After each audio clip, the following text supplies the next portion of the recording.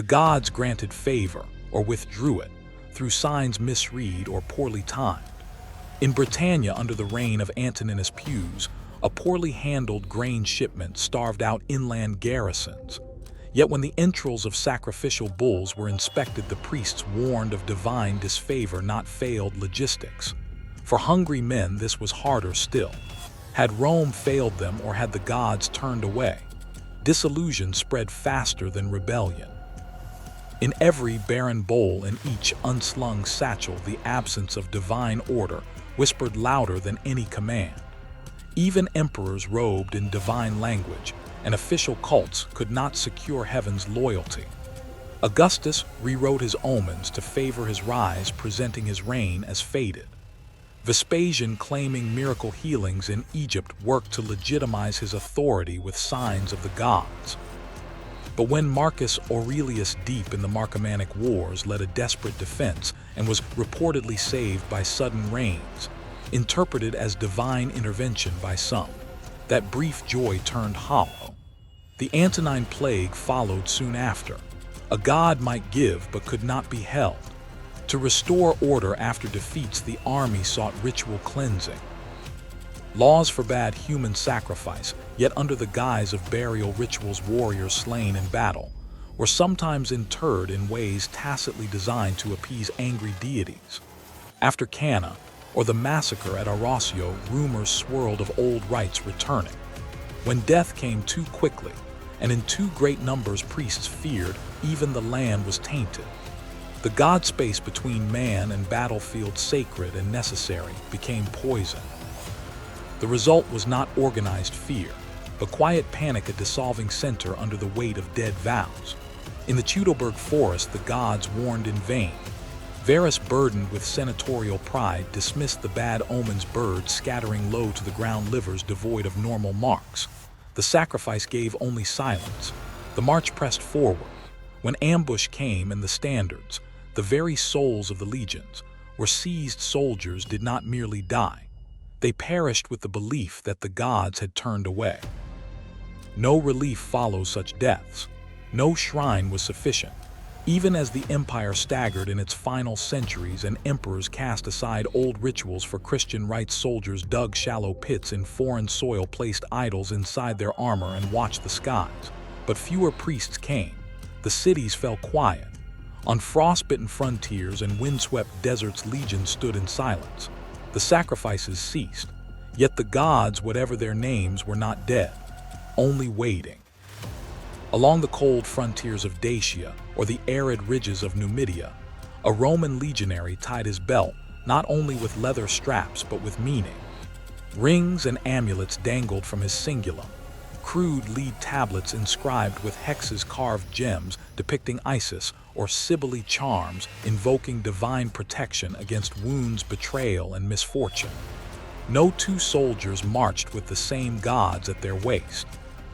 While Jupiter and Mars adorned the state, altars the footsteps of this vast imperial army beat, to a cacophony of personal devotions: Phrygian mother goddesses, Celtic horse spirits, Syrian sun lords, and the shadowed Persian god Mithras, whose tight-lipped cult flourished beneath the stones of frontier forts. This was not heresy. Roman religion, even in its core cults, was not exclusive but accumulative. The Sacra Publica, the rituals of the state, demanded loyalty in form, not inner conviction. Prayers were spoken aloud in the prescribed language, correct movements made by officials in proper dress. All was about orthopraxy, not orthodoxy. Thus a soldier could pay the official homage to divine Rome and her Capitoline triad in the morning, then slip underground by torchlight that evening into a Mithrium, the narrow cave-like chapel where Mithras, sword tore, opened the sacred bull and loosed the cosmos. In these dim sanctuaries, amid flickering lamps and carved reliefs of feasts and battles, officers and select initiates swore oaths of silence and loyalty. Mithraism prized secrecy and graded initiation, a ladder of spiritual ranks resembling the cursus honorum of civic life. Many adherents were centurions or cavalry commanders from the Auxilia, especially in the Danubian and Rhine provinces. These initiates were not in pursuit of philosophical abstraction. They valued strength, endurance, and fidelity, virtues rendered in blood and armor, not written in scrolls. The appeal of these rites was personal and psychological, offering solitude amid the vast machinery of empire. Yet spiritual solace could risk political ambiguity. When a cohort of Thracian auxiliaries invoked their native war goddess for victory, and another detachment from Syria made sacrifices to Baal in dusty temple courtyards, officers had to wonder where their men's true loyalties lay. Command rested on discipline, but real control depended on belief that the gods and the state stood together. This was not always certain. When German troops stationed in Gaul or Britannia observed omens in oak groves sacred to their ancestors, or when Iberian conscripts honored hilltop spirits never named in Roman calendars, the unity of the army blurred across unseen lines. The legions were meant to bind the empire, but their composition cut both ways. Soldiers were not only Rome's enforcers, they were its settlers, its builders, its transmitters of culture and cult. A retired veteran who had once praised Saul Invictus from the Syrian desert might build a shrine to him in Dalmatia, but not every transmission was controlled. In Pannonia, dedications to Eastern deities appear with sudden frequency in the 3rd century, not through official decree, but through the living practice of men who found these gods more responsive, more immediate, more just perhaps than a distant, unanswering Jupiter. The politics of belief intensified when emperors became divine. Augustus allowed temples in his honor only in the East and only under explicit guidelines. Later emperors broke that restraint. Under Domitian or Septimius Severus, soldiers might march beneath eagles that bore not only SPQR, but the genius of the reigning Caesar deified. Ritual oaths were no longer just to Rome and discipline. They became bonds to the sacral body of the emperor himself. A soldier's loyalty thus twisted into a religious duty that could persist after morale faltered or cause fratricide if rival claimants emerged. It was spiritual weaponization, effective, but unstable. Provincial deployments forced soldiers into contact with conquered people's gods. Often they adopted these spirits as a matter of proximity, family, or fear. A Gaelic deity with dominion over rivers might prove more immediately useful on the Rhine than a Roman abstraction. Over time, syncretism followed. Mars was identified with Celtic Camulus Sylvanus, with local forest lords. Mercury merged with underworld gods. This multicultural quilt was tolerable so long as imperial control held firm. But when revolt brewed, whether in Judea, Mauritania, or the east under Zenobia, commanders sensed the danger. If a cohort's prayers went to foreign gods, was their loyalty also foreign? When gods and governors diverged, the line between spiritual comfort and treason thinned perilously. Despite these risks, the imperial center rarely interfered. So long as the Sacra Publica were observed, private cults were tolerated, even indulged. Army life brought existential hazards. Few civilians grasped sudden death, long absences, foreign tongues, and uncertain fates. In such a life, belief was not merely tradition, it was insulation. Rites comforted more than edicts. When omens were favorable, when the proper gods were appeased, even hardened veterans felt a measure of invincibility. When thunder cracked before a march, or an augur refused to read flights of birds, entire operations might hang in suspension. But beneath these nightly devotions and whispered prayers lurked unease. The gods that soldiers trusted were not always Rome's. In times of strain, mutiny, famine, civil war, these devotions could pivot from unifying force to fracture. When an oath bound a man to a mystery god rather than his commander, when a soldier broke ranks not for coin, but for divine wrath avenged, then religion ceased to be a shield behind the standard and became a dagger pointed back at the heart of empire. As the legions moved farther from Rome, and the gods of home grew more distant, who they prayed to became who they belonged to. And in that slow shift, imperial control began to drift, not from the sword but from the spirit. Within that drift, The old gods waited, half-buried, half-worshipped, hushed, but not forgotten. The Roman general did not step onto the battlefield without first asking the gods. Before shields locked or javelins flew, the sacred rites demanded precedence. Within the castra, beneath linen tents or beneath open skies, the auspex or haruspex prepared the question, not strategy, not muster rolls, but whether the day itself was even permitted. The gods did not speak in words, but in wings and smoke, and in the color of a liver still wet with sacrifice. Rome's legions trusted steel, but feared silence from heaven. This divinatory machinery ran deep in the rituals of command. When standards were raised before dawn, when the assembled ranks took their positions under the final stars, the omens were already being read. Birds from the left, ill luck; entrails lacking their lobe, divine refusal. There is no battlefield valor without first the sanction of the sky. A commander who ignored the signs might command obedience in the moment, but every uncertain glance from his centurions thereafter would ask whether the gods had truly marched with them. The case of Marcus Licinius Crassus stands most ruinously clear. In 53 BCE, driven by Rome's hunger for Eastern tribute and his own ambition to outshine Caesar and Pompey, Crassus led 7 legions into Mesopotamia, ignoring omens that piled against his camp like gathering sandstorms. He wore black on campaign, a color seen by his men as ominous. No liver offering brought the promised signs. His auspices urged delay. Divine voices were not heard. But Crassus, bound by Senate pressure and impatient to deliver victory before his rivals, overrode ritual with prerogative.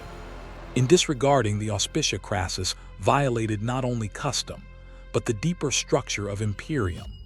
Though military command was absolute within the borders of a general's province, it was also sacral. It functioned by the license of the gods acknowledged in right. By stepping over divine silence, Crassus moved from command to hubris.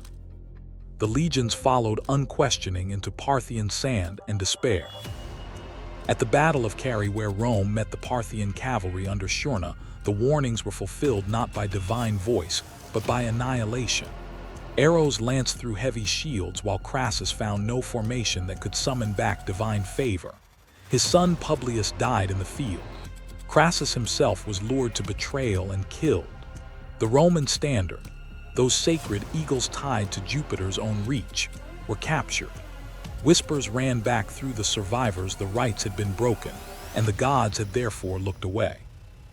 There were precedents for caution.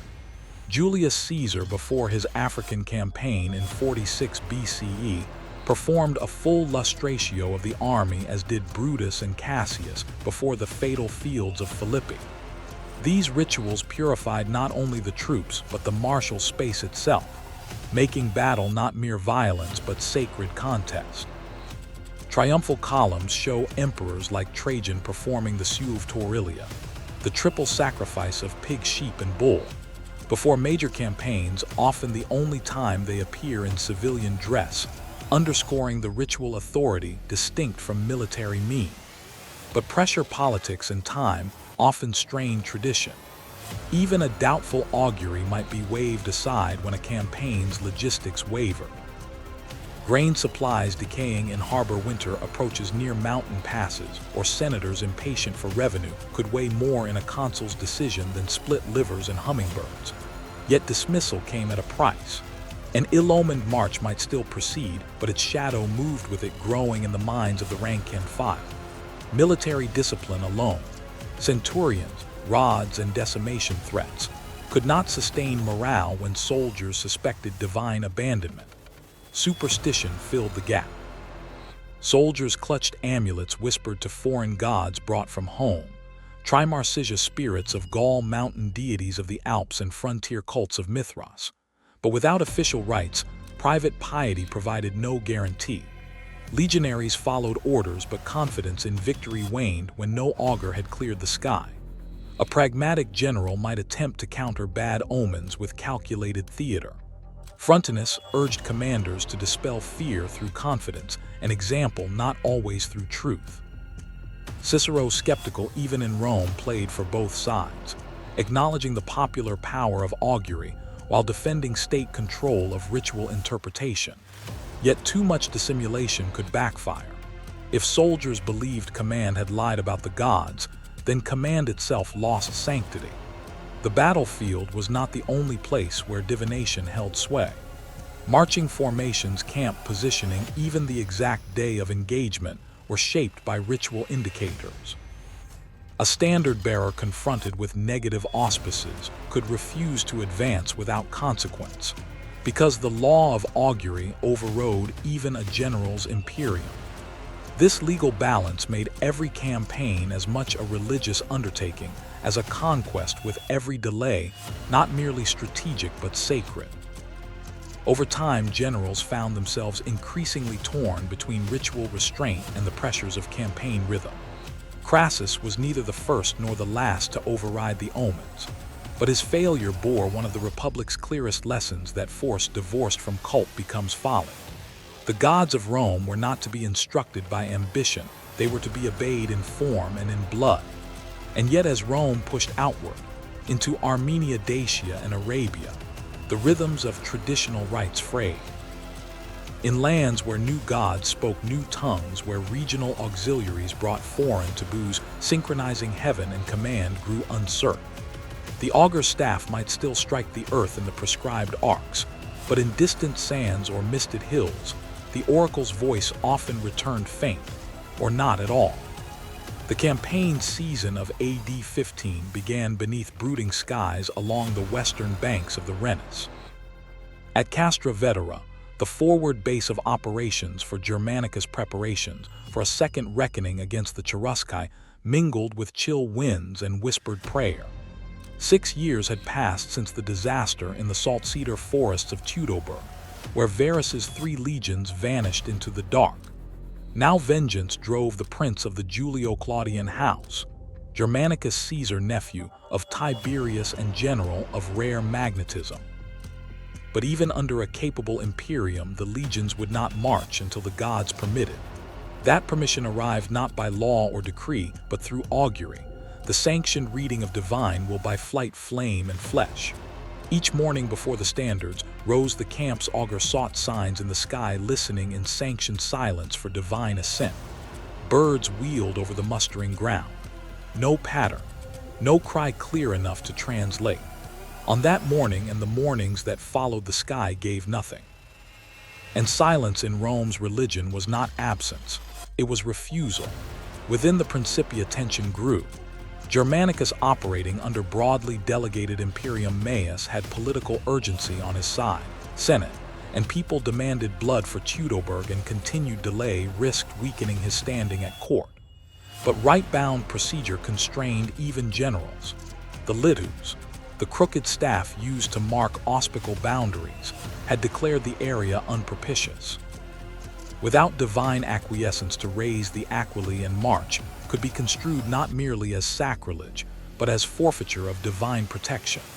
The standard-bearers, relic keepers in steel and leather, refused to advance. All Roman expeditions began under dual authority, human command and divine mandate. The rituals that opened a campaign weren't symbolic, they were constitutional. Auspices were not consulted, but required they had force. The Lex Iulia, the legal backbone of magistrate procedure, made omens part of the chain of command. Without them, even the consul of Rome was reduced to a private citizen in the eyes of the gods. Frictions emerged not just between officers and augurs, but within the high command.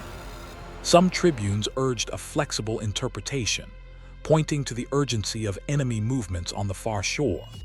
German tribal scouts had reported concentrations of Cherusci warriors along the Visurgis.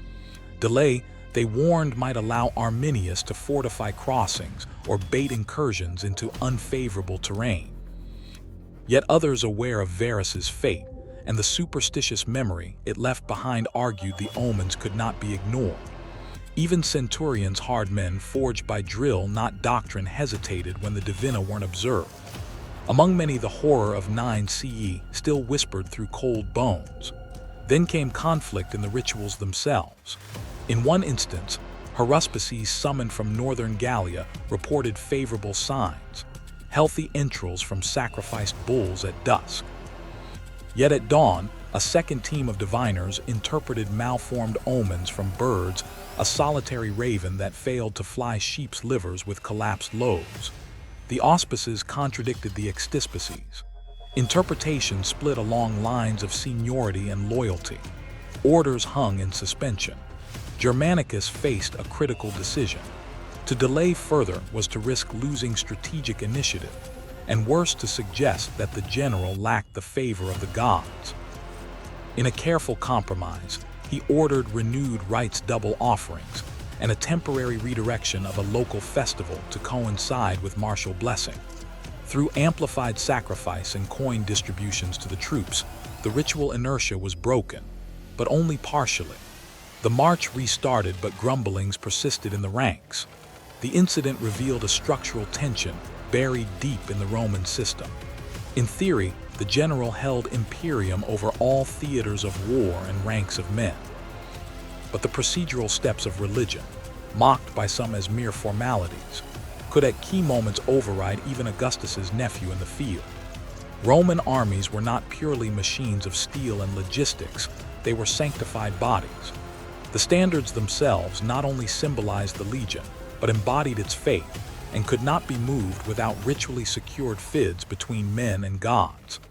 As the legions crossed into the Thuringian forests that spring, they moved under uneasy skies. Fresh rites had secured permission to march, but consent did not always mean protection. Germanicus would win a series of brutal engagements at Idistavaes, and the Angravarian wall coming close to capturing Arminius himself. Yet for all his triumphs, the campaign could not secure a lasting rebuke to the Teutoburg catastrophe. Political winds at Rome, jealous of fame and wary of ambition, recalled him before final victory. The auguries had allowed a march, but not a conquest. And so a question lingered in the northern wind. What happens when the gods permit action but refuse success? This the legions would ask again when they returned west, where divine silence had once again begun to fall. Autumn 14 CE. Along the upper Rhine, beneath the gray skies of Germania, inferior smoke curled above the castra of legions I Germanica and Via Laudi. Augustus had died weeks before in distant Nola, his body not yet cold upon the funeral pyre when news reached the Rhineside camps. The supreme commander, divinely favored, obliquely deified, was gone. In his place now stood Tiberius Stele, and remote a ruler in title, but still in waiting far across the Alps. In this moment of political transition, the veil between men and gods thinned, and the absence of imperial presence trembled like a breached oath. The legions should have mourned with ritual offerings and formal salutes to the imperial genius. Instead, they brooded. Their anger was directed not just toward unpaid donativa or delayed discharges, but toward a sacred rupture. For each soldier enlistment into the Roman army involved an oath, sacramentum militiae, uttered aloud before arms and under the gaze of the gods. It was not mere obedience that oath required, but near religious devotion to protect the emperor, uphold orders without question, and honor Jupiter, Mars, and Roma herself as divine guardians of the state. Now those oaths felt betrayed. Many had served past their promised terms, 16 years then, 20 now, stretching into their 30s. Severances were delayed, ranks filled with weary veterans, their foot bones swollen from frost and marches through Teutonic mud. Promised land allotments or monetary payout had yet to materialize. Rumors pulsed through the tent lines that Tiberius would ignore them, that Germanicus, commander in the field, valued only his own glory. But deeper than complaints of coin was a sense of sacrilege. The gods had heard their vows. Rome, it seemed, had not. And so the mutiny erupted, not as a sudden riot, but as a ritual unbinding. Torches were lit in the night, not for sacrifice, but for counsel. Soldiers met in anonymity, rejecting centuries of military discipline. They expelled centurions, beat them with stakes, flung them into the Rhine.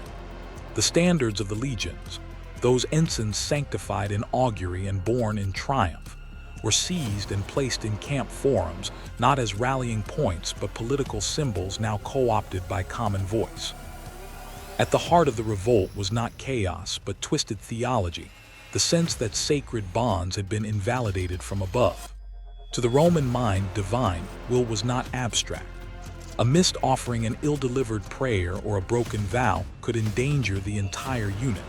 Jupiter Optimus Maximus did not forgive light trespass. To violate sacramentum was to risk not only dishonor but wrath, both human and celestial. Yet what if Rome itself had broken faith first? The men demanded recalibration, retirement terms to 16 years, full pay backdated to enlistment, coins bearing new imperial insignia. Most crucially, that these demands be granted in the name of sacred justice, not mutinous crime. Their rebellion was framed not against the gods but through them, as if divine inversion gave them moral right to disorder. Germanicus arrived under tension not with sword but with gesture. A member of the Domus Augustus, son of Drusus, heir to blood and name, he entered the camp invoking ancestry and faith. He did not chastise them first, but offered his child, a small boy clothed in a tiny soldier's outfit, as a living pledge of sincerity. It was not reason, but symbol, a sacrifice in miniature, a return to ritual. He performed funerary rites for slain centurions, shared meals on soldiers. Rooftops invoked the names of fallen ancestors at the altars. Even then, the spell was not fully broken. One legion marched toward the border, perhaps to crown Germanicus as emperor in defiance of Rome. Only when he reasserted his imperium, subtly reinforced by the presence of the standards and a realignment of auguries, did the legion split. Some returned to duty in shame, others were quietly dispersed. Death sentences were issued, sparingly framed not as executions, but as acts of purification. But this mutiny, curbed in appearance, had opened more than dissent. It revealed a fracture that the army's loyalty was not guaranteed by command alone, but by ritual grammar, by tacit contracts with gods above and ancestors beneath. When the institutions of oath, reward, and divine order misaligned, the result was not merely rebellion, it was apostasy. Rome's great war engine had always run on faith as well as discipline. When sacrament failed, steel followed. The Rhine grew quiet before winter, but the poison of broken rites had entered the bloodstream of empire. In distant provinces, other auxiliaries whispered of injustice. In eastern camps, foreign gods bristled beneath Latin commands. In the Senate, murmurs emerged if Augustus's divine favor had ended with him. What then protected the imperium now? Mere law or fading signs in the liver of a slaughtered bull? In the eastern provinces of the Roman Empire, where the Euphrates whispered along contested borders and the incense of desert shrines drifted into the banners of marching columns, the gods worshipped by Rome's soldiers were not always the gods of Rome. Beginning in Augustus's reign and accelerating under Tiberius and Hadrian, legions were increasingly manned not only by Italian-born citizens, but by auxiliary forces drawn from distant peoples. Among them were archer units from Emesa and Palmyra, cavalry from Cappadocia, and desert scouts from Nabatea. These men swore oaths to the emperor and served the military hierarchy, but in the solitude of the frontier, their devotions bent toward deities born not in Latium, but in the mountains and riverbeds of the east. For the Roman command, this was a manageable necessity. The auxilia filled crucial tactical gaps, composite bowmen, light cavalry, desert trackers. In return, they received stipendia, land grants, and eventual citizenship. But belief, unlike orders or pay, did not transfer on paper. Many of these Eastern soldiers belonged to cults rooted in ecstatic ritual, secret initiations, and close association with death, transformation, and cosmic rebirth. The cults of Mithras, Atargates, Sabazius, and Baal-Hadad were not limited by barracks walls. They were spiritual identities that outlasted contracts and outpaced Roman oversight. Temple inscriptions throughout Dacia, Syria, and Egypt reveal that garrisons often built their own shrines far from Rome's sacral authority. The practice of interpretatio Romana, The Roman custom of equating foreign gods to familiar ones produced hybrids like Jupiter Meletiobrudes or Jupiter Damascenus. But these were compromises spoken in Latin. Within their own ranks, soldiers sacrificed not to Capitoline Jupiter, but to deities whose rites required blood trance or ecstatic dance. These gods offered personal transformation rather than civic virtue revelation, rather than order. And in times of doubt or famine, soldiers might entrust their souls not to the emperor's genius, but to a regional storm god who once brought rain to their father's olive grove.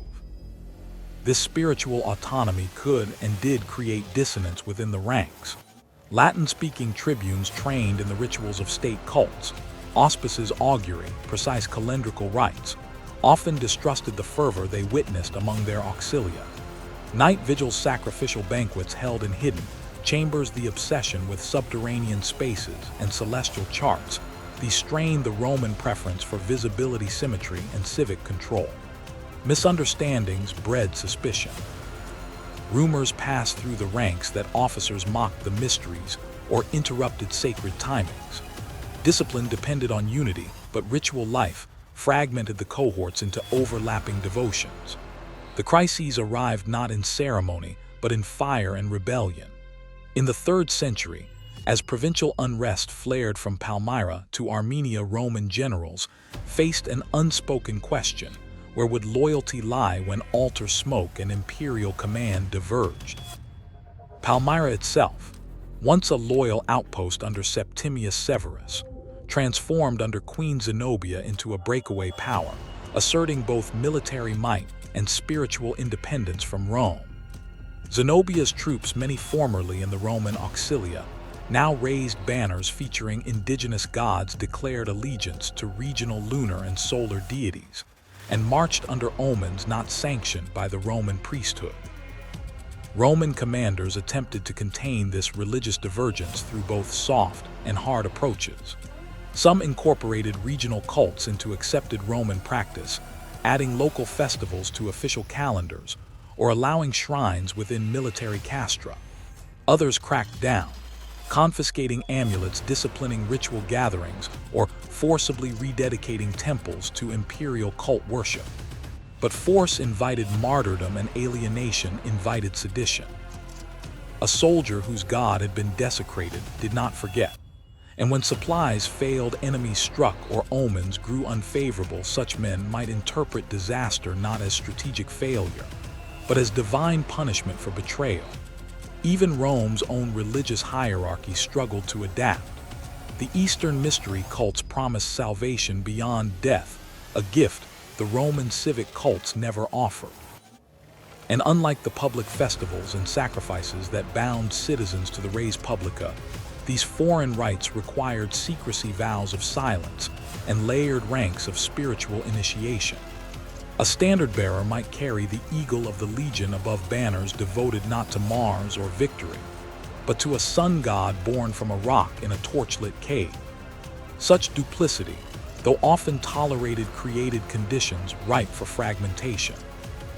By the later centuries, as the emperor came to be viewed as divine only in name, and Christianity rose on the coattails of Constantine, tensions sharpened. Soldiers raised in Mithraic legions found themselves outlawed. Chapels were deconsecrated, mysteries declared heresies. But belief cannot easily be legislated. The fear of divine vengeance lingered when altars were smashed, and some cohorts walked into battle still murmuring the old chants, even as crosses adorned imperial standards. In the eastern marches, flames still burned in shrines not listed in any Roman registry. Oaths still whispered in Aramaic or Nabatean beneath Latin helmets. And when emperors fell and frontiers collapsed, the smoke from these unnamed fires rose steadily over ruined camps, a reminder that not all allegiances were of Rome's making and not all gods departed when legions disbanded. Another war loomed in the east. The standards would rise, but whom they guarded and who guarded them was less certain now. By the reign of Antoninus Pius, Britannia was nominally pacified, but never quiet. Behind the timbered walls of frontier camps north of Eboracum, hunger stirred more than the belly. It gnawed at loyalty.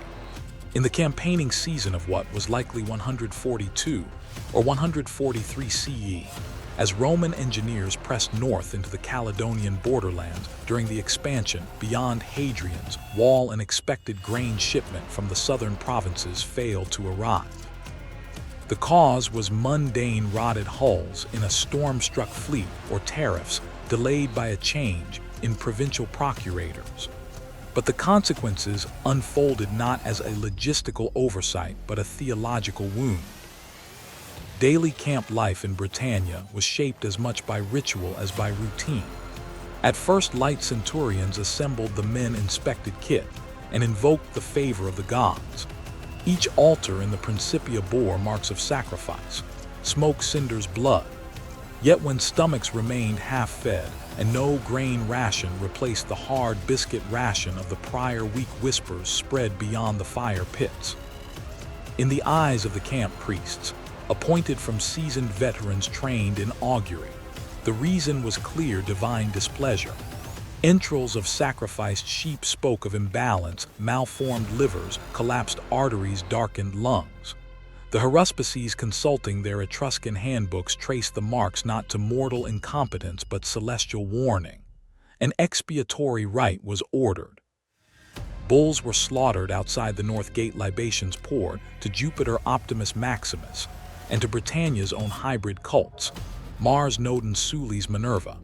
The imperial cult altar bore garlands for Antoninus Pius, himself hailed as Divus in vita, godlike in execution of justice and peace. But among the legionaries, many recruited from Gaul, Italia, even as far as the Balkans, the god speech rang hollow. A grain shortage they could endure, but to claim that the gods, not men, caused it smacked of deception. Logistics officers still posted requisitions. Southern caravans showed no unusual movement. News from Londinium passed along ruins of message boards, and papyrus fragments made no mention of plague nor bad harvest. Was it the oxen, the augurs, or the empire that erred? In their tent, rose soldiers turned to private gods. Mithraic initiates whispered oaths in torchlit caverns beneath the camp granary. Others fastened charms of Mercury, protector of travelers and cargoes, to their armor. The stone altars of Mars were overloaded with offerings. Blades nicked deliberately, a sign of sacrificial intent. Votive figurines, some local bark carved, others imported, cast in bronze, accumulated like silt in the drainage channels of the Via Praetoria. Yet the discontent was not open rebellion. It was more corrosive, a quiet daily erosion of certainties. If the state religion no longer explained their plight, what else now faltered? The gods under whose watch they swore the sacramentum, the sacred military oath, were themselves under question. And if the oath weakened, so too did the bonds between soldier and imperium. The legate of the northernmost fort at Trimontium tried to quell unrest with visible piety. He led torch processions, declared ritual fasts by order of the augurals, even ordered a day-long silent vigil. But silence offered no surplus grain. The annona militaris, Rome's guarantee of rations to its legions, depended on a supply chain that stretched from Britannia's southern ports to the vineyards of Narbonensis. A single breach in that chain, be it whether bandit or bureaucrat, could unmoor the theological support of an entire provincial march. Senior officers, hardened by postings in Dacia or Mauritania, distrusted sudden ritual fervor, but to contradict the haruspices was to risk impiety. In the Roman world, public religion was not private belief. It was public law, communal order. If a bad omen was pronounced and no remedy offered, any military action that followed could be cursed from inception. And so the troops waited, half-fed and more than half-bitter. In this corner of the empire, divine favor was a shield as tangible as Larica segmentata. The legions did not march unless the birds flew rightly, unless the oxen bled cleanly, unless the camp gods permitted it. As month turned to month, patrols dwindled. Caledonian attacks grew bolder, testing Rome's flank while her soldiers looked backward, not toward the enemy, but toward the southern horizon where grain ships failed to appear. Some officers tightened discipline. Punishments for absence at sacrifice were enforced with lashings, and those caught speaking heresy, claiming the gods were false or menfulable, were confined or demoted. But discipline birthed resentment as often as obedience.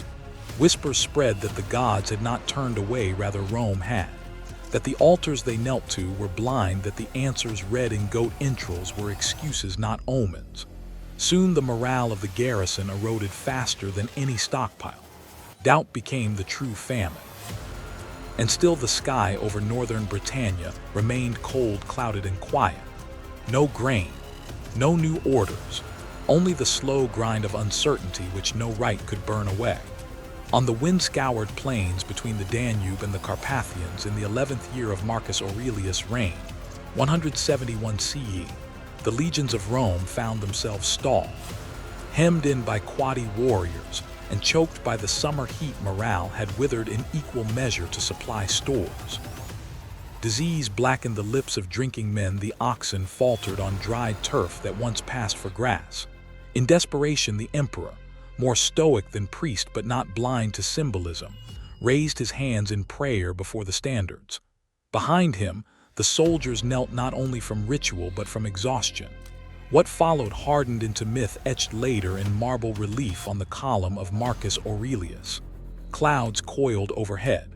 Thunder cracked the eastern sky. And then came the rain, not a drizzle but a torrent, sudden and drenching. Legionaries drank from cupped palms, their shields filled with water. The enemy's arrows loosed up the slope fell deadened into the mud. Lightning struck near the quadi's cavalry screen, sowing disorder. The Romans surged. Some whispered the storm had been summoned by an Egyptian magus in the emperor's retinue, invoking a deity from beyond the Tiber's rituals. Others claimed it was Jupiter Pluvius himself finally breaking his silence. The incident crystallized like an omen fulfilled. Coins struck soon after showed divine forms hovering near the emperor. Columns and medallions praised his religio. Even the philosophy-steeped Marcus could not avoid the momentum. The gods, it seemed, had intervened because he had believed. Rome's legions took pride not just in discipline and Romanitas, but now in the favor of the heavens. But the gods of Rome rarely gave without reckoning. The same campaign trail that bore water from the sky also carried a darker gift, the Antonine Plague. Within months, returning soldiers brought with them a pestilence that would grind down the manpower of the empire more thoroughly than any sword thrust. Towns emptied, legions thinned. Inscriptions from the period show significant veteran losses, decurions dying mid-term and census rolls left incomplete. In the camps, prayers changed not for victory but for survival. Sacrifices of white bulls brought no cure. Responses from the oracles grew vague. Certainty so prized in the ritual system slipped into ambiguity, and with it, the sacred mantle of the emperor began to fray. The divine sanction that surrounded emperors emerged not merely from declarations but from deeds. Augustus had restructured omens and reinterpreted portents, weaving divine approval into every triumph, real or shaped by decree.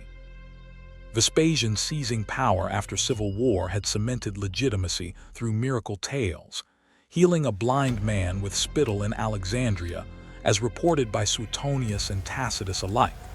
Such narratives clothed power in sacred legitimacy.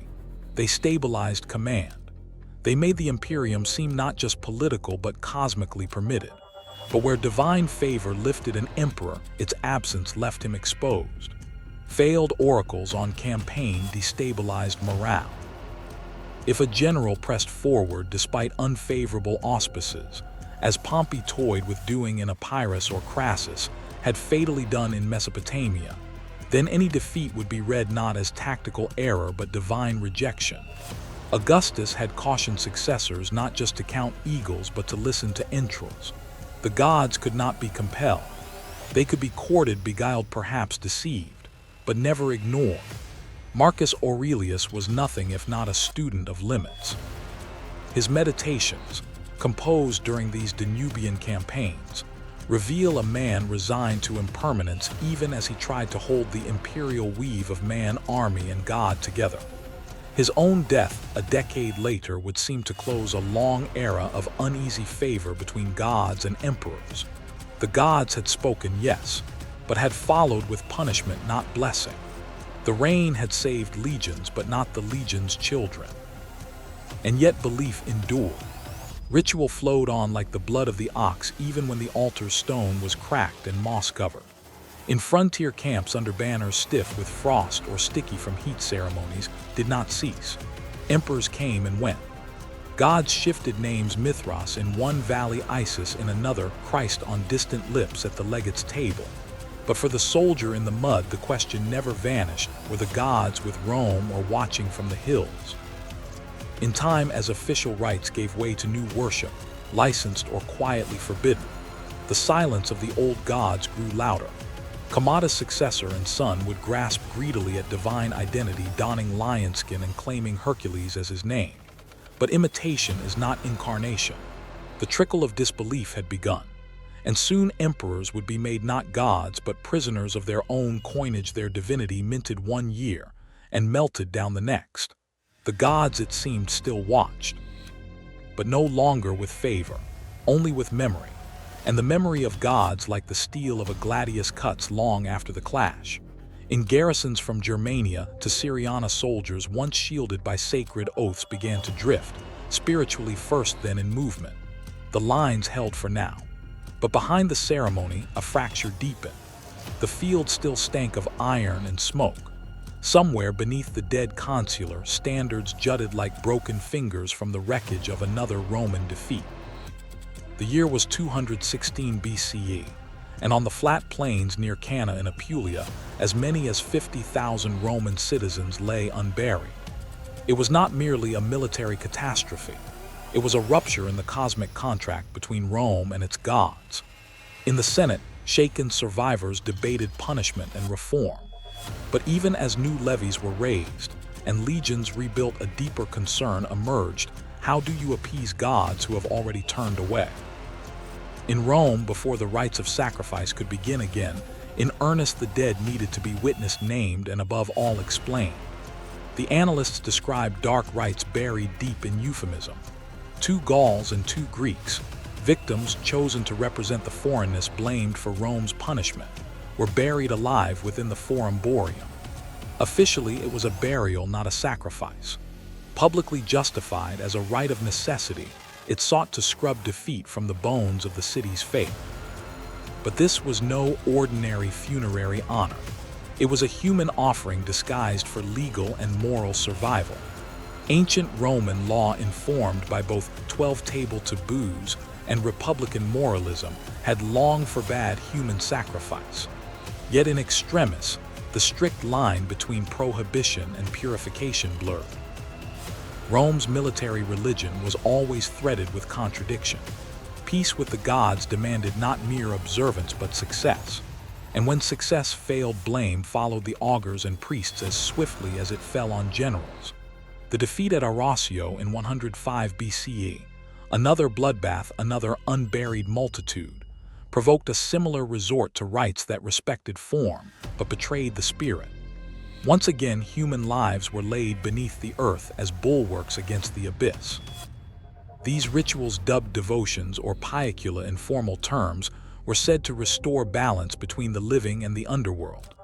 But they also punctured Roman law with silence, for no magistrate could openly sanction what the Republic had once vowed never to repeat. As the army grew more professional, and its ranks more distant from Italia, the spiritual cost of such rites worsened. In Republican times, losses could be remedied by enrollment and vengeance. But as the Principate took root with soldiers drawn from provinces far beyond Latium, the metaphysical balance between soldier and state grew fragile. The army itself became a sacred body. Each legion bore lustration sacrifice and oaths sworn before the standards, some of which bore the emperor's image, others the emblems of Mars' altar or Victoria.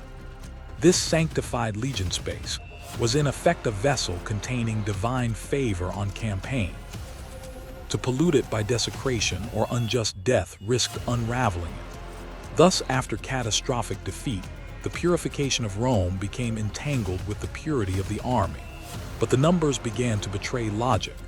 After Cannae, 60 to 70,000 Romans and allies had died. After Arosio, nearly twice that. If peace required as many sacrifices as losses, Rome would devour itself. The rite decayed in form or was suppressed by silence altogether. Yet rumors continued. Burials made at night outside camp perimeters, hastily arranged scapegoats chosen from among slaves or foreign prisoners drowned or interred in unnamed ravines. Official denunciation of such acts did little to quell belief, especially among veteran centurions steeped in older traditions and fears. When such rites failed to be completed, or when whispers suggested they had been botched, panic spread. Men remembered the rituals even if they misremembered their meaning. The death of comrades without due honors violated the soldiers' bond to Jupiter, Mars, and the Manes. Omens broke down. Haruspices and augurs, once seen as procedural actors before battle, came under suspicion or ridicule. The chain of command suffered. Mutinies linked to broken vows, such as the Rhine Revolt of 14 CE, were not only about pay or discharge, but the breach of sacred promises that even an emperor could not legally nullify. And more insidiously, terror bred desertion. If the gods had turned against this cohort, if no lustration had been pronounced, then service in the legion became something worse than death. It became contamination. Units exposed to omens of doom became spiritually radioactive. Soldiers whispered of cursed weapons, of standards that refused to shine, of vultures nested atop tribunal mounds. Symbols referencing Rome's own augural codes turned now into harbingers of doom rather than victory. This atmosphere, thick with death and uncertainty, rarely made its way into senatorial decrees, but its traces remain in deviations from recorded rites, in strange coin issues celebrating purification ceremonies, in frontier altars dedicated to obscure appeasement gods. Even the imperial adoption of foreign cults such as Mithras and Sol Invictus may suggest an effort to overwrite the dread carved into the memory of old defeats with newer, more hopeful rituals. But none replaced the ancient fear that defeat acknowledged openly through sacrifice might contaminate the gods themselves, forcing Rome unknowingly to bleed out its future one life at a time. And what if no rite would suffice? If in some far province a legion's destruction could no longer be purified, only forgotten? In that silence, the old shadows stir. Modern togas may lighten the color of grief, but beneath the fabric, the blood despair still clings, and somewhere in the earth, bones buried for gods who may no longer listen keep uneasy watch. In the late summer of 9 CE, deep within the forested folds of Germania Magna, 3 Roman legions prepared to return to their winter quarters along the Rhine.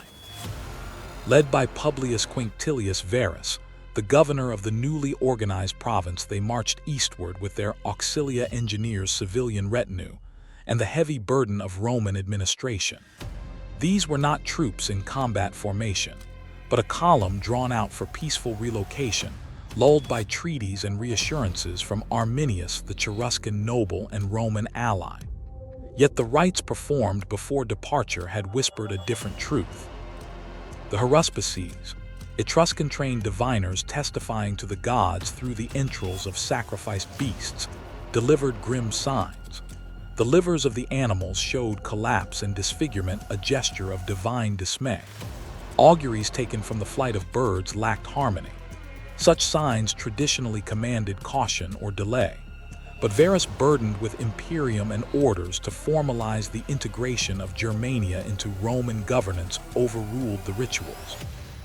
He regarded such warnings as inconvenient relics of superstition, not operational hazards.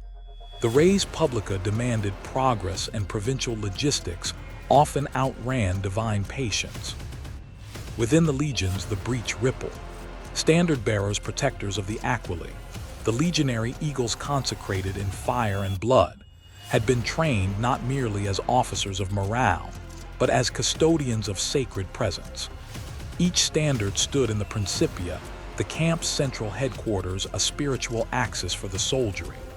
These were more than mere markers, they were embodiments of Jupiter's favor and Rome's eternal vigilance.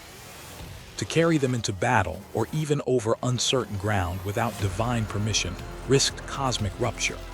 Yet they moved borne through the misted trees of Teutoburg against the gods' counsel. As the march lengthened into unfamiliar terrain and forest swallowed visibility, discipline frayed. Rain thickened the roads. The column, widened by wagons and non-combatants, stretched thin, a vulnerable snake of men and metal. Then the forest erupted. German tribes struck not as a unified army, but in segments, exploiting the broken formation and the dense canopy. Ambush turned to rout. The Roman line never reformed. Shields tangled in mud pilum braced against close violence availed little. Lightning strikes of spear and arrow was followed by withdrawal. There was no single battlefield to die upon, only relentless chasing through leaf and earth as one section after another fell. The standards, the eagles, were targeted, not simply for military importance but for what they meant. To the Germans, seizing a Roman eagle meant not just victory but religious conquest. To the legionaries, their capture was desecration. In the chaos, as the gods were abandoned, many soldiers cried out not merely for Rome but for the rights left behind. They had passed over into enemy ground without papal blessing, without full sacrifice against readings that forbade action. The divinum numen of the legions, their sacred aura, had been violated. Some broke formation to protect their standards, dying over cloth and gold. Others buried them hastily before death, a last act of devotion. Varus, wounded and recognizing the obliteration of command, fell on his sword. His body was later desecrated, his head sent east. 3 eagles were taken. One would not be returned for decades. Entire legions, XVII, and XIX, ceased to exist. Their numbers were never reused, a unique erasure in the Roman military record. Yet beyond the practical devastation, men arms imperial presence, there lingered the spiritual wound. For years afterward, recovery expeditions unearthed bones and scattered armor. Germanicus, the adopted son of Tiberius, led these missions. When he approached, the field survivors fell silent, some kissed recovered standards. Others wept for the rights that had been undone. In Roman understanding, military failure did not arise solely from martial miscalculation. It issued equally from ruptured pacts, with men, yes, but also with gods. Teutoburg was not a defeat born only of ambush or terrain, but of religious breach. Command decision had moved faster than divine will, and so the collapse was total. Germania represented a space both geographically unconquerable and ritually misread. There would be no permanent Roman province east of the Rhine. In Rome, Augustus tore his garments and struck his head against the walls, crying that Varus had lost not only troops but the favor of the gods. He ordered new rituals, sought omens, and banned arbitrary crossings of rivers without auspices. But already, the soldiers whispered among themselves. If sacred law could be set aside for policy, what sacred laws might protect them now? That question, once voiced, would echo across frontier forts for generations amid mists, where the old gods might still wait unappeased. By the end of the 4th century, beneath the crumbling porches of neglected temples, and in garrison chapels swept clean of sacrifice, a silence grew, not of peace, but of abandonment. In 391, and again, in 392 CE, under the imperium of Theodosius I, imperial edicts closed the legal chapter on sacrifice, invocation, and image. Official religion now spoke only with a single tongue, Nicene Christianity. The altars of Mars, altar of Jupiter Optimus Maximus, and of the imperial cult were no longer affairs of state. The emperor no longer bore pontifical obligations. Incense to continuity had been extinguished by decree. In the eyes of the Roman state, the gods were retired. But the legions had long memories, and the borders whispered.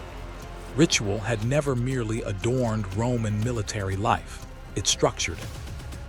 Daily observances, oaths to stone effigies and ancestral deities, the reading of omens before crossing a river or raising a standard. These were not luxuries. They were the invisible architecture holding soldier to unit officer to command and army to destiny.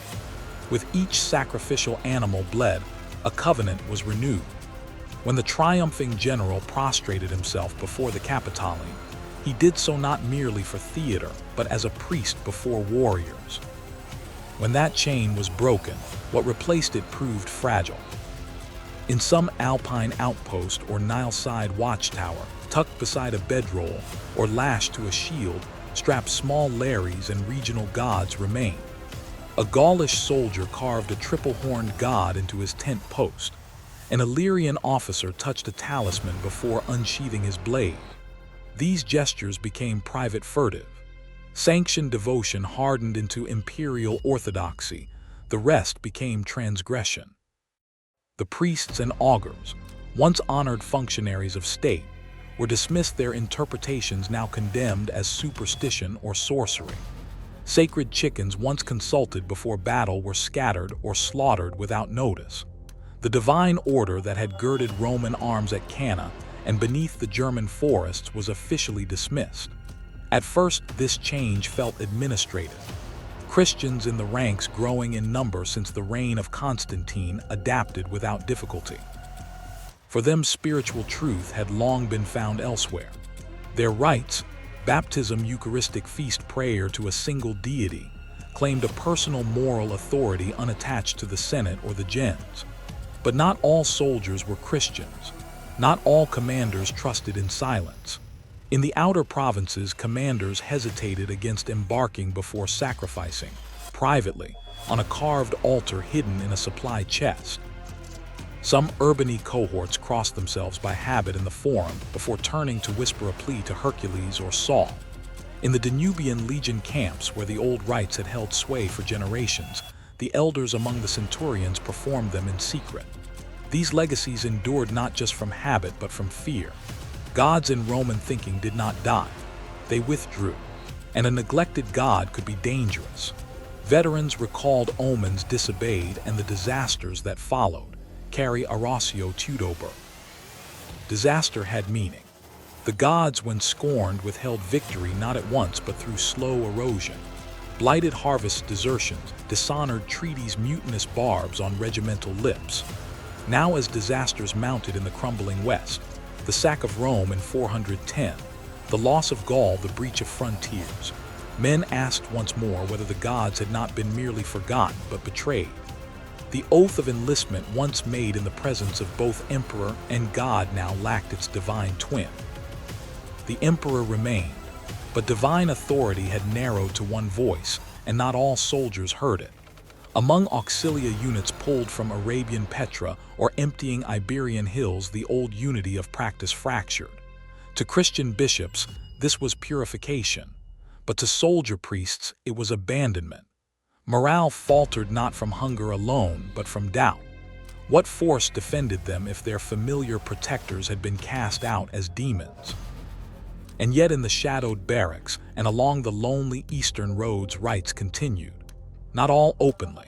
At twilight, soldiers buried charms in the earth before morning marches.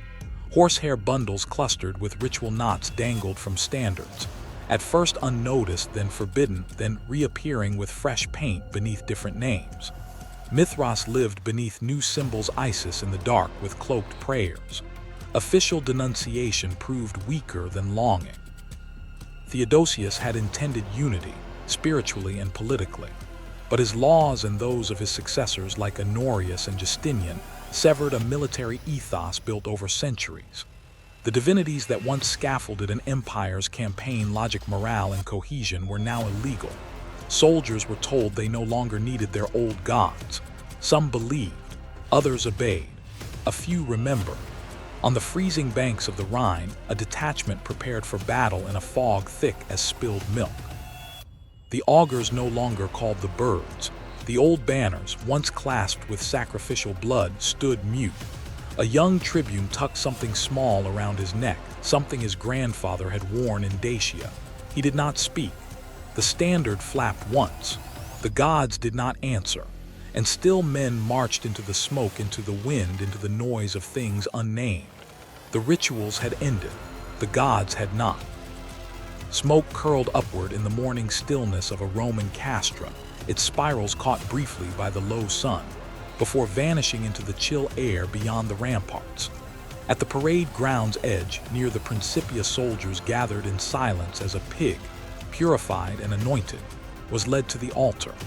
The victimaria stood ready, blade in hand, scanning the beast's demeanor. No soldier laced his sandals nor oiled his armor until the signs were read.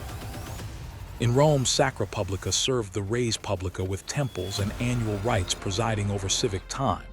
But at the empire's edge, from the Danube to the Euphrates, public ritual bled into private discipline.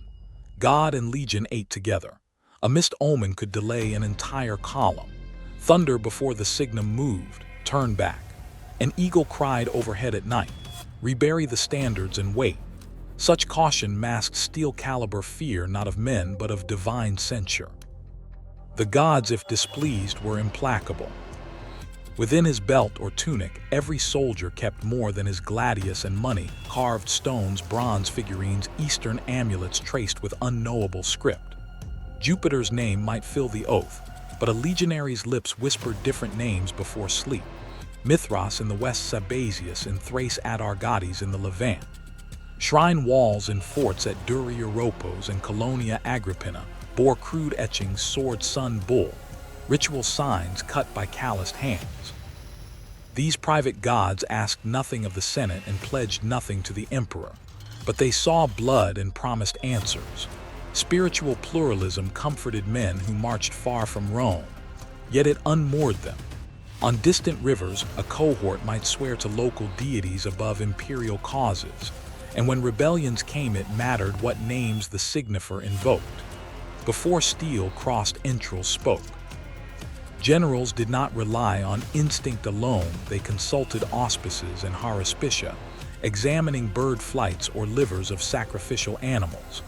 The Senate expected these rituals to precede any major offensive. The gods will outranked mortal plans. If a liver appeared, collapsed, or a heart showed double lobes, armies halted. The Parthian disaster under Crassus began with such warnings. In 53 BCE, sacred birds refused to feed. Yet Crassus pressed on, mocked his haruspex, and marched into annihilation near Caria. When delay threatened reputation, commanders often shaved steps. The gods did not forgive abbreviation. In Germania, Germanicus faced the opposite peril. During his campaign to avenge the Teutoburg loss, his officers, rigid in ritual literacy, waited for clean signs before advancing against Arminius. Conflicting omens paralyzed the march and tension frayed command unity. Could a tribunus obey his general if the birds disagreed? The imperium of a consul yielded momentarily to the language of silence or wingbeat. Rome could wield policy by sword, but not in defiance of her rituals. When oaths split from rewards, disaster followed. In 14 CE, after Augustus's death, legions along the Rhine mutinied. They tore down standards, ignored tribunes, and demanded back pay and shortened service. But this was more than labor unrest. It was a crisis of sacred loyalty. Their oaths, sworn with sacrificial animals and solemn vows, had been to a man who now lay deified yet dead.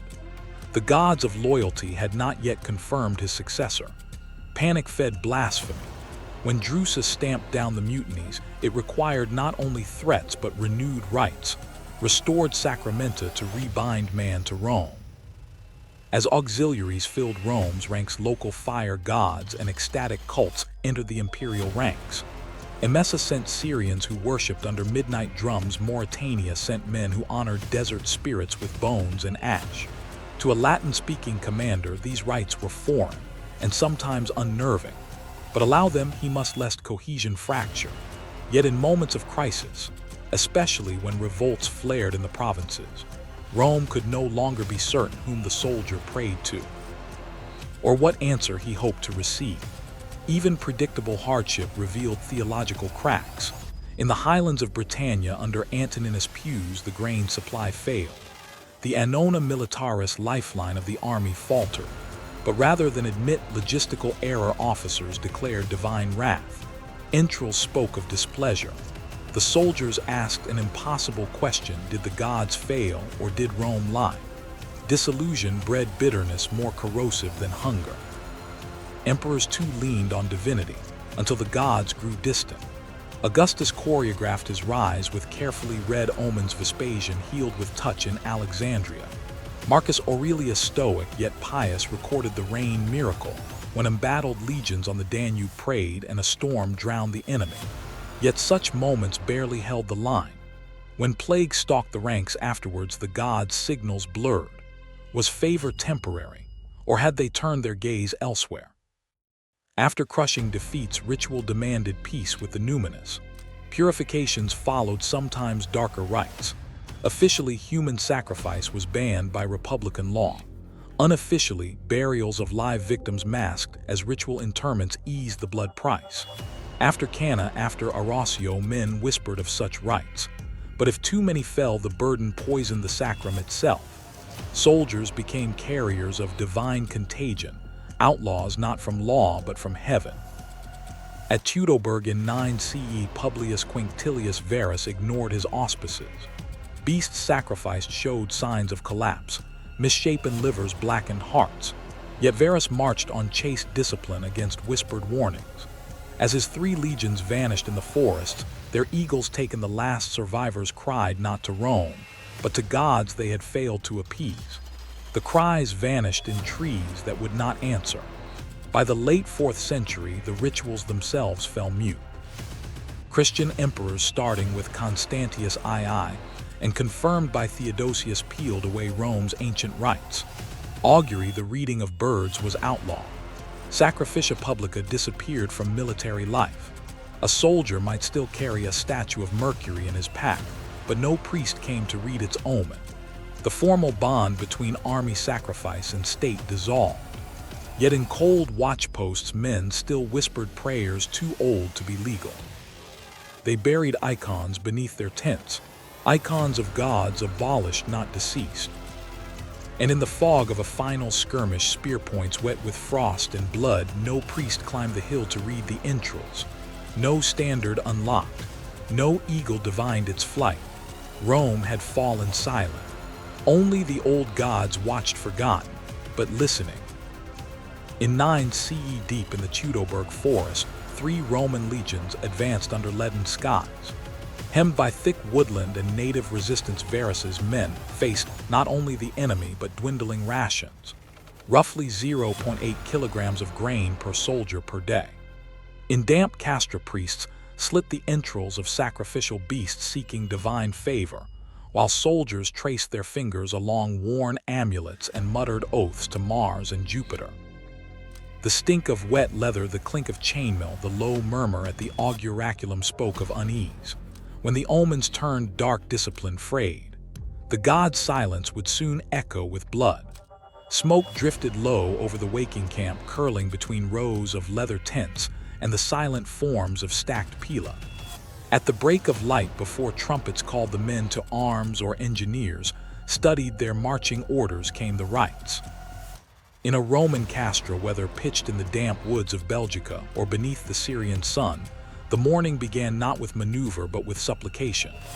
Fires crackled outside the headquarters tent, the Principia, where the altars to the genius of the legion and to Jupiter Optimus Maximus bore burnt offerings of incense, wine, and the entrails of freshly slaughtered animals. This was not mere theater.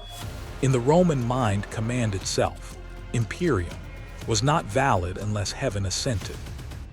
The oaths sworn, the standards upheld, the orders given across the army's spine all rested on divine approval.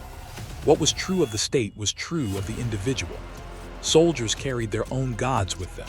Hanging from belts or worn close beneath armor were amulets, phallic charms, and tokens of regional cults.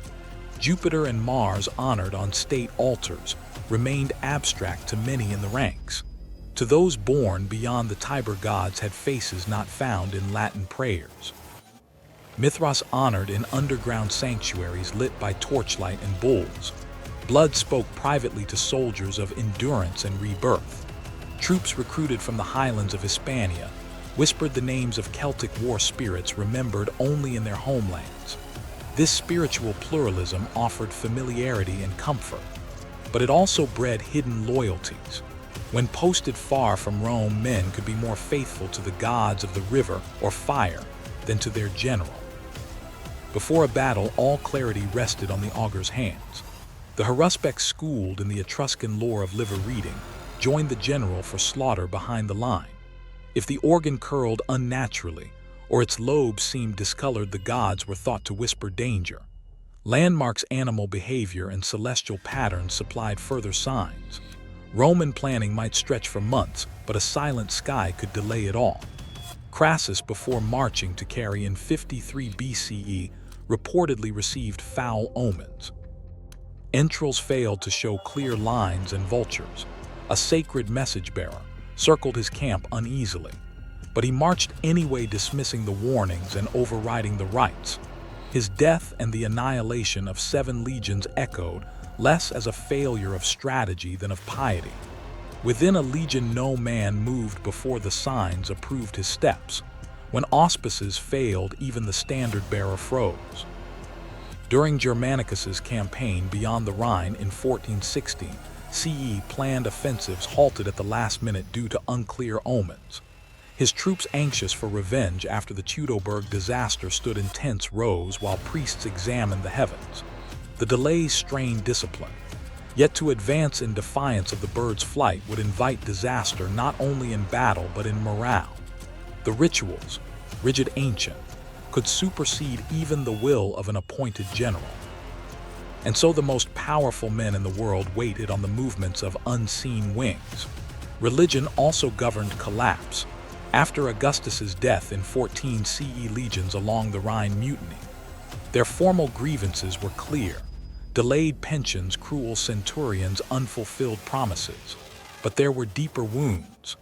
The loss of Augustus broke more than imperial continuity, it shattered divinely sanctioned order.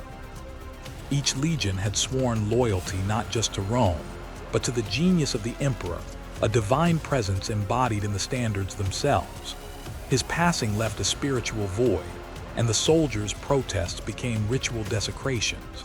Some threw their standards into the mud, others refused to perform sacrifices. Vows, sacred oaths sworn by sword and altar, lay shattered at their feet. Where Rome spread, so too did foreign gods.